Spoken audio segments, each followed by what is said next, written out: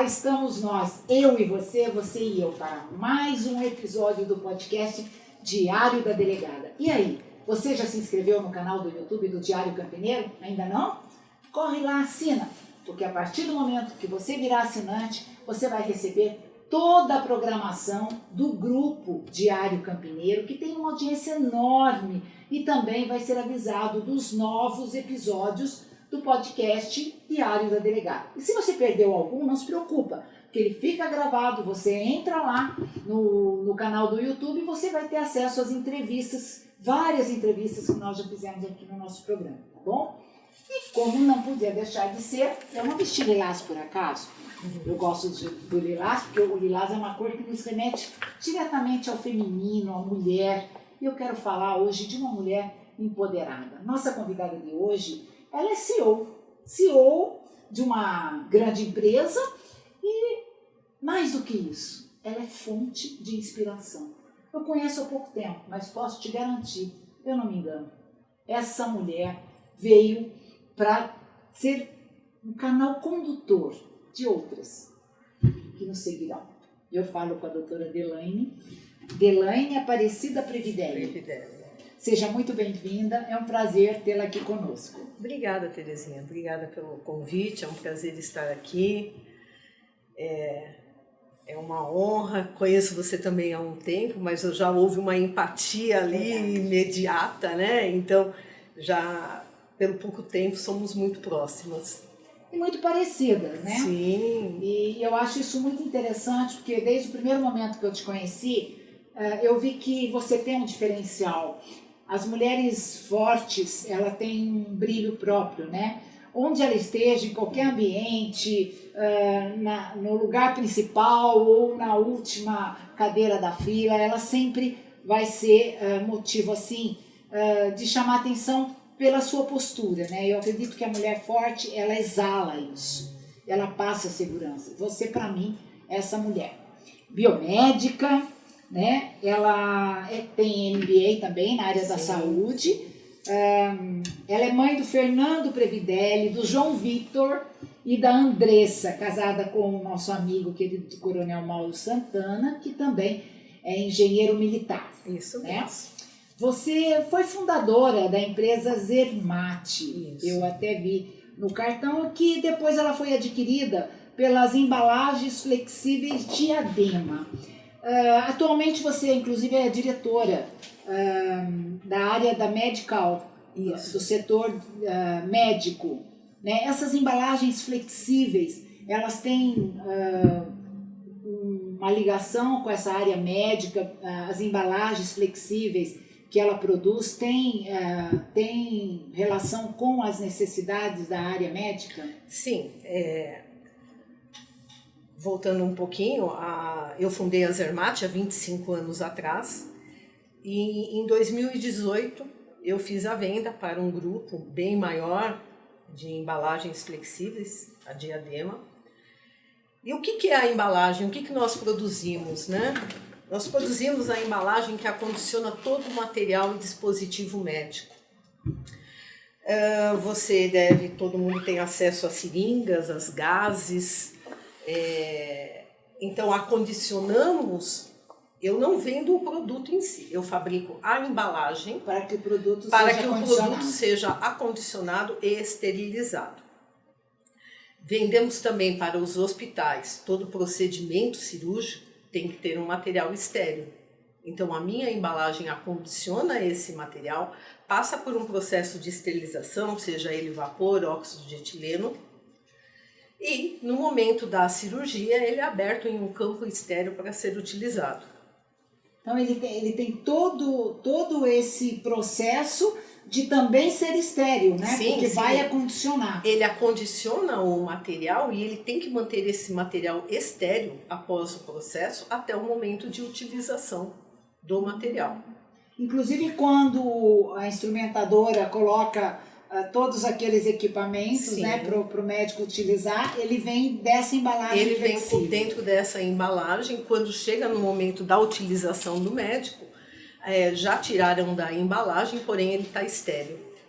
Muito interessante, viu? E você é uma grande referência para nós, é CEO, né, de uma mega empresa de grande porte, depois que uniu esse grupo. Quando você começou a Zermatt, já eram embalagens também? Qual era a empresa que você fundou? Porque sim, gente, ela é fundadora de uma empresa, isso há mais de 25 anos. Se hoje é difícil para uma mulher fundar uma empresa, imagine há 25 anos atrás, e eu vou querer saber dela quais foram os perrengues que ela encontrou aí pelo caminho, porque eu sei que não foram poucos. Afinal, nós estamos falando de um universo masculino, onde os homens dominam, né? Ainda hoje, apesar do avanço das mulheres como dirigentes, como empresárias, como líderes, né, das indústrias e de todas as empresas, a nossa amiga aqui veio de um período em que era preciso... Você sabe que uma vez eu ouvi falar assim,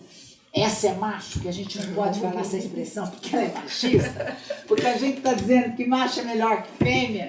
Então, eu no passado eu dizia assim, olha, você não tinha medo quando entrava no tiroteio? Eu falei, não, porque eu sou muito macho. Não falo mais isso. Não, porque eu sou muito mulher. Não é isso? Sou muito mulher. Mas, Delaine, como foi o início? Conta pra gente o início. Afinal de contas, você tem 3 filhos, né? É casada e a gente sabe o quanto é difícil, muitas vezes, priorizar a família ou priorizar o trabalho, né? Então, o que aconteceu com você? Como foi esse começo? Como é hoje? O que você conta pra gente?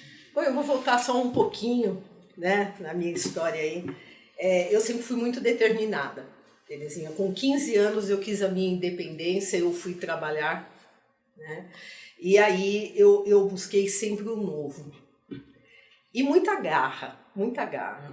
Eu me formei muito nova, com 23 anos. Eu fui ser técnica responsável de uma empresa, na época eu fabricava embalagem, não as embalagens ainda, mas os equipamentos, os produtos usados em cirurgia cardíaca.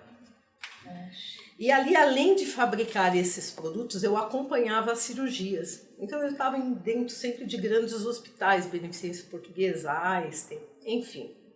E eu amava, eu acho que o meu sucesso foi decorrente de sempre fazer o que eu amo fazer.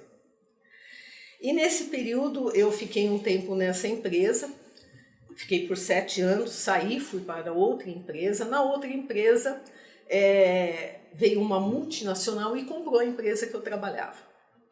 E ali o que aconteceu? Todo mundo foi dispensado.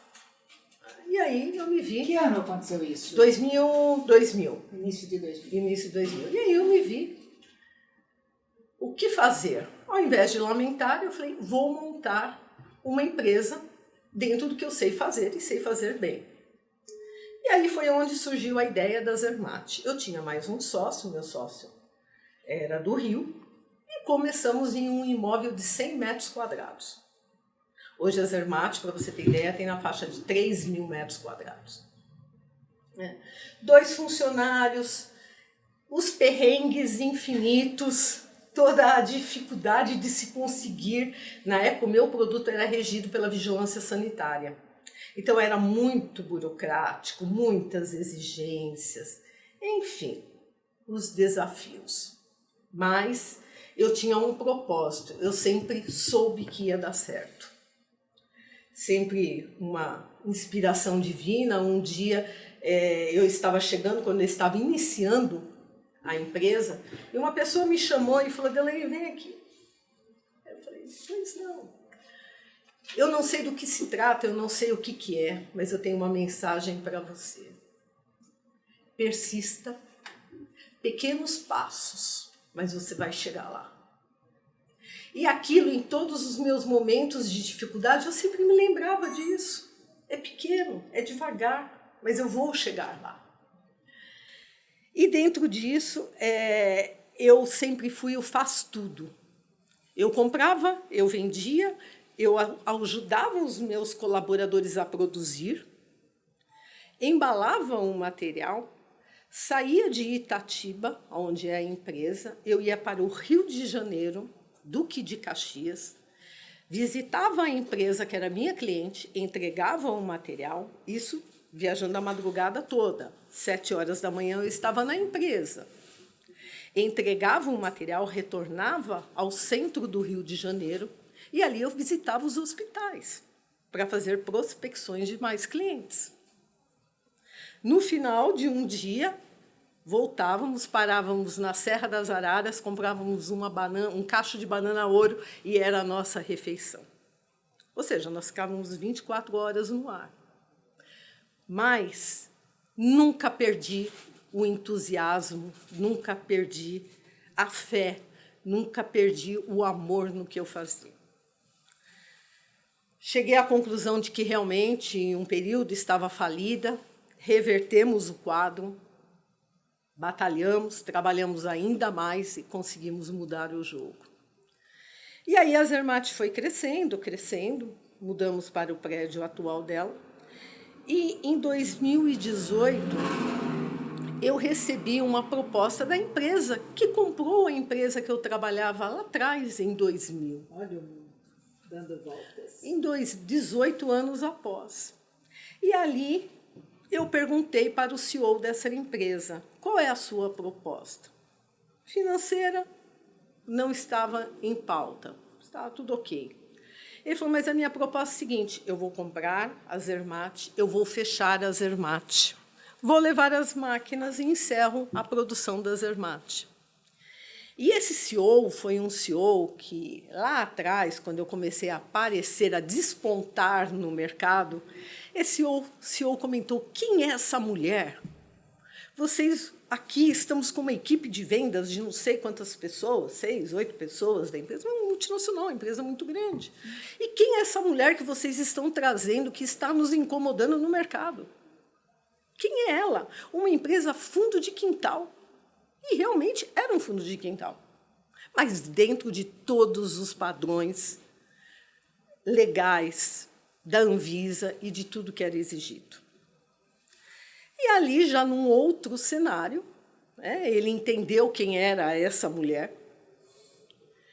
e dentro disso ele veio e ali ouvi a proposta dele. Eu tenho muito o dom da escuta, eu sempre ouço.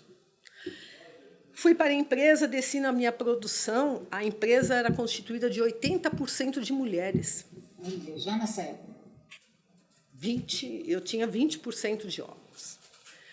E ali desci para a produção, olhei todos, sabia a história de cada uma. Essa é viúva, essa é muro de arrimo, essa não tem um apoio, essa tem filho. Aí não é isso. Eu não vou fazer isso. Passado 2 dias, chamei o CEO e falei, eu não vendo. Eu não vendo, porque o propósito não é encerrar a Zermatt. Ele ficou realmente muito frustrado, né? De novo, quem é essa mulher, né, que não... Chega aí botando banca. E, com isso, após 1 ano, apareceu a AfD, e a AfD veio com uma proposta completamente diferente, com olhar para os colaboradores, com olhar para as mulheres, de que não, Delaine, a nossa condição é o seguinte, primeiro, você tem que se manter à frente pelo seu know-how no segmento de embalagens. Nós não temos esse know-how no segmento médico. Nós conhecemos o segmento de farma e de food. E você tem que ficar com a gente, você tem que continuar, senão a gente não avança. Eu falei, não, eu tenho toda a disposição, toda a garra. E ali, já que eles aceitaram as minhas condições, né, que era de manter os colaboradores, eu passei a caneta. Uma pessoa, inclusive, novamente um homem, né, chegou e falou assim, você não fica 6 meses com toda essa inovação, com toda essa... Você não vai acompanhar. Eu falei, eu vou acompanhar.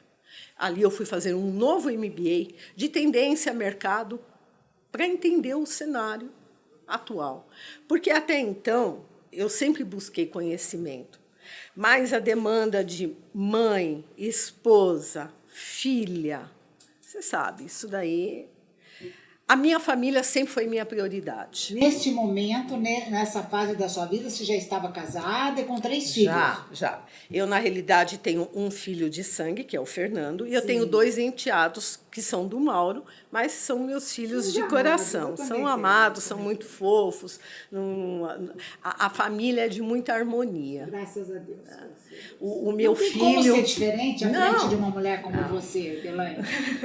O meu filho hoje, com 30 anos, em casa nós temos uma escadinha. A Andressa com 32, o João com 31 e o Fernando com 30. Puxa, nós todos temos criados. Sim, nós temos um administrador, um engenheiro e uma médica. Os 3 nos deram e nos dão muito orgulho até hoje. Muita alegria. Graças a Deus. O caçula já está desbravando, está morando na Holanda, teve uma oportunidade, foi com a esposa, está muito feliz, e é isso.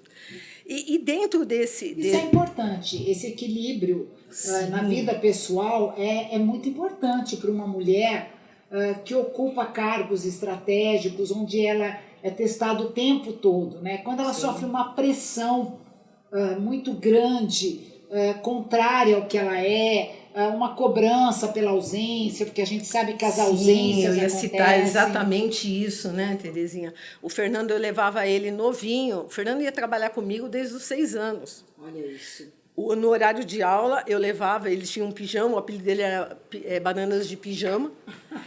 E quando eu dava o horário de escola, ele era o primeiro a chegar na escola, porque dali eu fazia minha agenda externa, e ele era sempre o último a ser pego na escola. Isso, para nós, mãe, causa uma... Eu sou uma péssima mãe. Uma espécie de dor, né? Uma espécie de culpa. De culpa. Talvez seja isso. Mas eu entendi sempre que eu estava buscando o melhor para ele também, para proporcionar um bom estudo, para proporcionar o que ele está vivenciando hoje. Com certeza. Então, e hoje eu falo muito para as minhas colaboradoras, deixei a criança na escola chorando. Eu falei, calma, tudo tem um propósito, o seu sentimento é o mesmo de todas as mães e faz parte, está dentro do contexto. Voltando um pouquinho lá na nossa história. Você assume um cargo, né? Você passa a ser a CEO dessa nova empresa. Hoje eu sou a diretora comercial. Diretora comercial. Eu sou a diretora comercial. Eu era CEO quando a Zermatt era minha. Eu passei a caneta e eu assumi o cargo de diretora comercial. O grupo deixa de ser uma chefe, uma CEO, por que não? O grupo hoje tem 8 diretores, né? Eu sou a 9ª. Até mês passado eu era a única mulher diretora. Mês passado entrou mais uma para fortalecer o time. Que bom. Isso dá na casa de 25%. É um índice muito baixo da mulher à frente das grandes lideranças, né, Terezinha? Você vê hoje 31% das mulheres somente ocupam um cargo de C-level global. Impressionante. É baixo. Se for ver no Brasil, bem maior o índice. Um índice pequeno. A gente tem que chegar ali perto dos 45%, 48% para começar a ficar equilibrado. Para ficar equilibrado, eu acredito muito nisso. Nós vamos chegar, porque a mulher... Não tem volta. Não tem volta. E eu acho que a mulher ela supera muito com a resiliência que ela tem, né? Eu acho que a mulher, a gente tem que buscar sempre o equilíbrio entre a inteligência emocional. Hoje em dia, a gente tem que focar muito isso como liderança, o engajamento. Hoje, o meu time comercial, debaixo do meu guarda-chuva, eu tenho 16 pessoas espalhadas pelo Brasil. Maioria homens também. Maioria homens, né?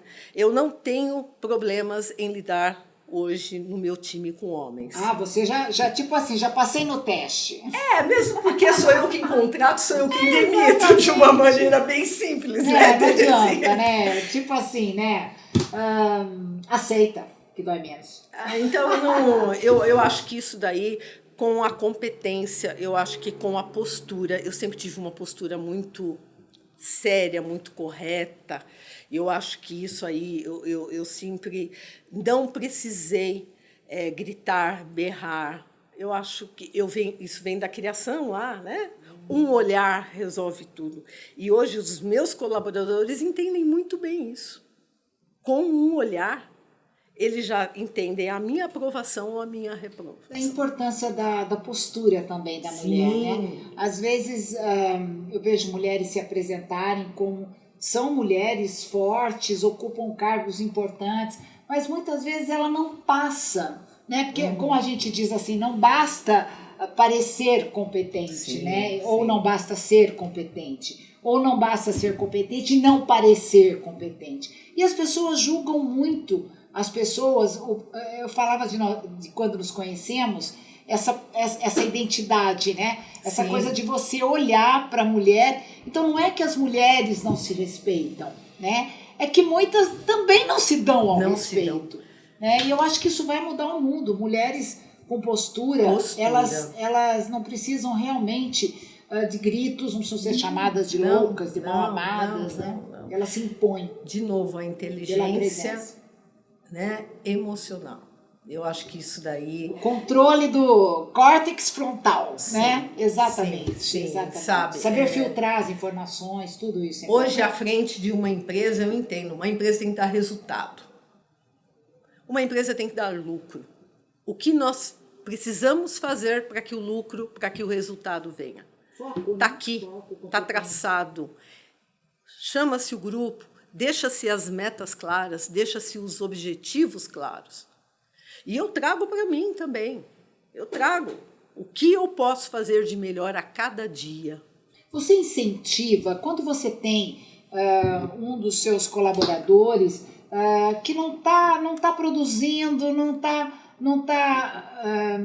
sei lá, dando o resultado esperado, você tem essa sensibilidade de chamar essa pessoa, de oferecer ajuda, de tentar alavancar essa pessoa em vez de simplesmente substituir? Qual é a sua postura quando você depara com um profissional que não está indo tão bem como você pensa que poderia ir? Eu sou muito insistente. Mesmo porque um profissional desse nível sou eu que contrato. Então eu pergunto o que eu não vi, o que eu tenho que fazer diferente. Eu sou a rainha do feedback. Eu adoro dar feedback. Então, é minha prática mensal. Eu chamo todos e mensalmente eu dou o feedback. Olha, vamos olhar isso, vamos melhorar isso, vamos trabalhar de uma maneira, vamos. Porque sempre no plural. Sempre no plural. Eu entendo que se eu tenho um funcionário que não é competente ao meu lado, a culpada sou eu. Porque eu mantenho aquele funcionário ali. Então, mas eu sou muito insistente para mudar o cenário. Eu tenho muita empatia. Eu ouço. Eu tento entender as dores e ver como eu posso ajudá-los. Então, para eu chegar ao ponto em realmente eu demitir, a pessoa já está consciente que todas as chances lhe foram dadas. Que bom que você tem essa preocupação com o ser humano também. Sim. Porque uma coisa é o ser humano que não quer ser ajudado, que não reconhece a sua insuficiência, ainda que seja momentânea. Eu acredito muito nas pessoas, sabe, Delaine? Eu, por ter sido delegada de polícia, às vezes eu olho assim um criminoso que praticou um crime, uma violência doméstica, por exemplo, um feminicídio. Eu olho e falo, poxa, mas também é uma mutilação, né? E eu sinto assim, poxa, será que não podíamos ter chegado antes, né? Então eu vejo que você tem essa sensibilidade também voltada para a pessoa humana, né? Isso faz toda a diferença num grande líder. E hoje, nos dias atuais, né, a empresa, nós investimos muito nisso, de cuidar do funcionário. Nós olhamos muito para esse lado pessoal das pessoas, entender o que está acontecendo, oferecer uma ajuda, dar o apoio necessário, mesmo porque a gente sabe que hoje nós estamos passando por uma dificuldade de encontrar profissionais no mercado qualificados. O engajamento tem um número que diz que o engajamento, 70% do engajamento do colaborador vem dos seus líderes. Então, respondendo a sua pergunta, está aí. Né? Nós somos responsáveis por isso, né? Por esse exemplo. Tudo na vida, Delaine, para mim, passa pela questão do exemplo. E isso tem a ver também com a família, né? Muitas vezes você falou do sentimento de culpa, né? Que nós mulheres temos, sim. Não somos insensíveis. Às vezes você chega numa reunião de trabalho, num momento muito importante, as pessoas te olham e às vezes não entende que você deixou um filho com febre, um filho doente. Delaine, eu gosto muito do livro O Profeta, de Khalil Gibran. E o Khalil Gibran é um profeta que fala do trabalho, das pessoas, do casamento, dos filhos. E como todas as vezes que eu atendi uma mulher que trabalhava fora, ela dizia, eu tenho que sair para trabalhar. Esse eu tenho que sair já está dizendo, eu gostaria de cuidar do meu filho neste momento que ele está doente. E o Khalil Gibran dizia assim, em relação aos filhos. Você vai conhecer esse livro e você vai dizer, eu vou ler. Teus filhos não são teus filhos, ele diz. São filhos da ânsia da vida por si mesma. Eles vêm através de ti, mas não te pertencem. Você pode outorgar-lhes o seu amor, mas não os seus pensamentos, porque eles terão seus próprios pensamentos. E eu, num momento de muita dor, por ter que viajar num fim de semana para trabalhar em concurso público, e pela primeira vez na minha vida ter que deixar os 3 filhos num fim de semana, um senhorzinho estava do meu lado no ônibus em que os professores foram transportados e ele me falou desse livro. A partir daí, eu leio tudo lá, sobre amor, sobre casamento, sobre trabalho, sobre relacionamento, porque assim, isso me deu paz de saber que como mães, como pais, nós somos apenas um instrumento, um veículo de projeção para esse filho. Claro, Khalil Gibran já dizia, você mira o alvo, o seu filho é a flecha, você é o arco, você atira. Às vezes você não consegue atingir o alvo, mas você mirou o alvo. Isso nos faz compreender muitas vezes o fato de alguns filhos não serem tão perfeitos uns contra os outros. Então você me lembrou essa passagem, eu gosto de falar aqui, principalmente para as mães que têm que trabalhar. Para as mães, para mim é muito orgulho, porque eu atingi o alvo. Nós conseguimos atingir o alvo. Você acertou o alvo, soube atirar a flecha, não houveram as dores são sempre, né? Eu tenho uma mulher que eu sempre admirei muito na minha vida, que sempre foi meu exemplo, foi minha mãe. Minha mãe, ela é referência. Eu até me emociono toda vez que eu falo da minha mãe. E chega um ponto da vida, né, Terezinha, em que nós viramos os pais dos nossos pais. E graças a Deus eu pude passar por isso. Ela é viva, a sua mãe? Não, ela faleceu há 4 anos. Ela faleceu, meu pai também. Você cuidou dela? Cuidei. Eu faço essa pergunta porque isso é uma verdade. Às vezes as pessoas falam, as famílias não têm filhos, eu optei por não ter filho. Não é que isso seja assim tão necessário, mas há um retrocesso, há uma reversão. E que bom, eu como você também me sinto muito orgulho de mim. Foi o primeiro exemplo de mulher forte que eu tive na minha vida, foi a minha mãe.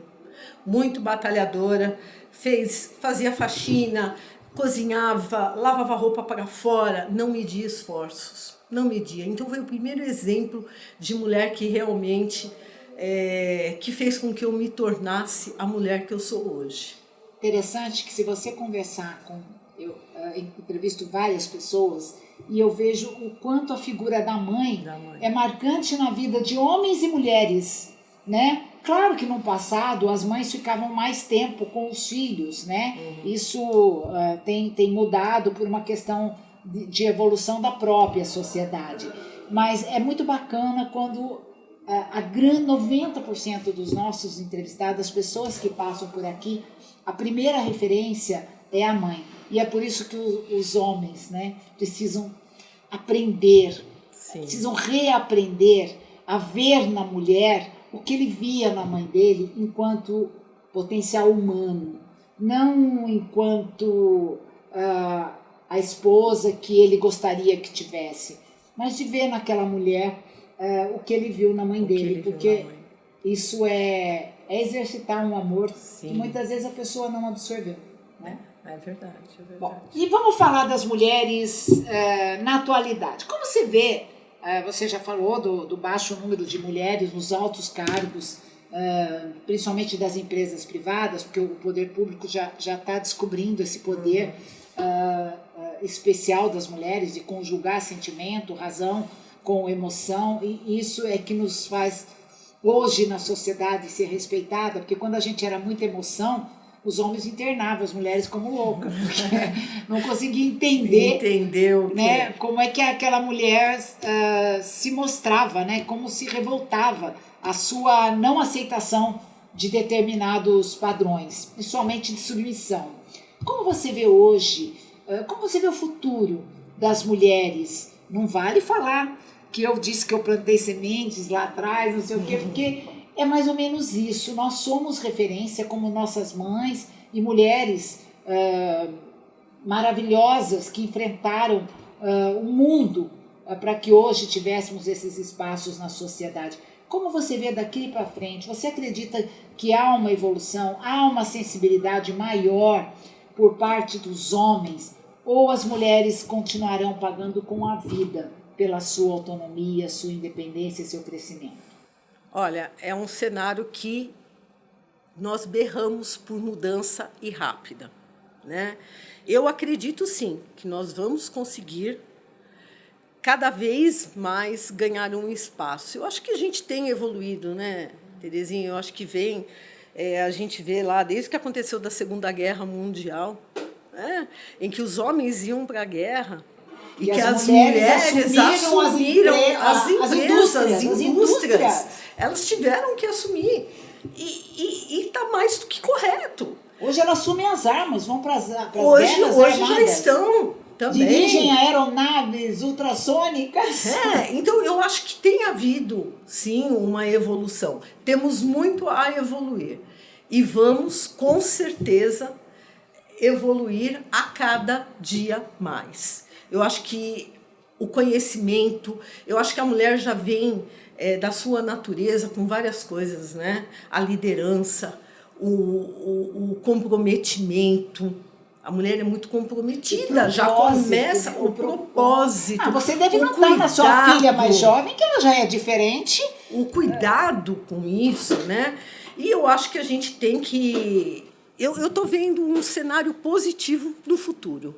Estou vendo, eu acho que a gente tem evoluído, a mulher tem que continuar buscando aprimoramento, estudar, buscar conhecimento, inovar, não se acomodar, jamais entrar numa zona de conforto. Então, e com relação aos homens, a falta de respeito, a falta... Todo homem veio de uma mulher. É incrível, né, Terezinha? Como incrível, que hoje, né? A gente vê. O primeiro lugar deles no mundo foi dentro do corpo de uma mulher. E como ele sai de uma mulher e tem a coragem de agredir uma outra mulher, tirar a vida, fazer toda essa... Né? É covardia. É covardia. Porque hoje nós não somos mais o sexo frágil. Não, isso já está mais do que hoje nós não somos o sexo frágil. Gente, a gente está caminhando aqui para o final da nossa entrevista de hoje, muito agradável. Eu fico muito feliz quando eu tenho a oportunidade de encontrar uma mulher que construiu a sua vida por si mesma. Me desculpem falar isso, mas é muito fácil quando alguém te coloca num cargo de expressão e você se sai muito bem, ótimo, maravilhoso, mas muitas mulheres foram com os próprios passos, as primeiras decisões, as pedras nos caminhos, os perrengues que eu falei. Então, te vejo assim, uma mulher muito parecida comigo, com toda uma infância difícil que eu também tive, assim como você, e o amor que a gente tem pela vida, pelas pessoas, o respeito pela família. Delaine. Prazer enorme ter você Obrigada, aqui com a Terezinha. gente. Obrigada pela Volte outras vezes oportunidade. para falar das mulheres de fato. Com certeza. Tem Lideranças. muitos cases ainda para contar. Então você está convidada a voltar aqui para a gente. Obrigada. Faço questão que você tenha voz aqui nesse espaço. Obrigada, Terezinha. Parabéns. Você, obrigada. Sucesso para você. Muito obrigada. E você que esteve com a gente até agora, se inscreva no canal do Diário Campineiro. Assim você terá todas as semanas, você saberá quais são os nossos entrevistados, além de toda a programação que é imperdível da rede do Diário Campineiro. Tchau, gente. Até a próxima.